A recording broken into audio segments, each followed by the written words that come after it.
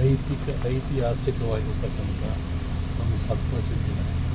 ಯಾಕೆಂದರೆ ಎಲ್ಲ ಕಡೆ ಜನರಲ್ಲಿ ದೈವಭಕ್ತಿ, ಜನಾರಾಧನೆಗಳು, ಸುಖಗಳು, ನೆಮ್ಮದಿಗಳು ನಡೀತಾ ಇದ್ದಾವೆ.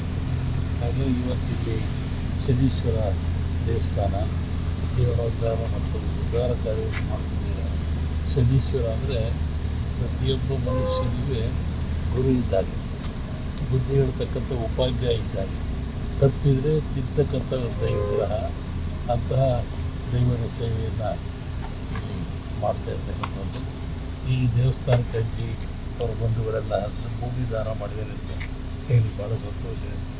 ಮಳೆ ಬೆಳೆ ಚೆನ್ನಾಗಿ ಆಗ್ತದೆ, ಜನರು ಭಕ್ತಿಯಿಂದ ಇರಲಿ ಅಂತೇಳಿ ಹಾರೈಸ್ತಾರೆ. ಮುಂದಿನ ಹವಾಮಾನ ವಿಪರೀತದಿಂದ ಏನಾದರೂ ಸಮಸ್ಯೆಗಳು ಈ ಥರ ತೊಂದರೆ? ಈ ವರ್ಷ ಅನ್ನ ನೀರು ಹಾಹಾಕಾರ ಆಗ್ತದೆ, ಅಗ್ನಿ ಭಯ ಜಾಸ್ತಿ ಆಗ್ತದೆ, ಅಪಮೃತ್ಯುಗಳು ಜಾಸ್ತಿ ಆಗ್ತದೆ, ಗಾಳಿಯಿಂದ ತೊಂದರೆ ಆಗ್ತದೆ. ಮನುಷ್ಯನಿಗೆ ಬರೋದನ್ನು ಸುಲಭ ಇಲ್ಲ, ಆದರೂ ಕರ್ನಾಟಕಕ್ಕೆ ತೊಂದರೆ ಇಲ್ಲ. ವಿಪರೀತ ಮಳೆ ಆಗುತ್ತೆ.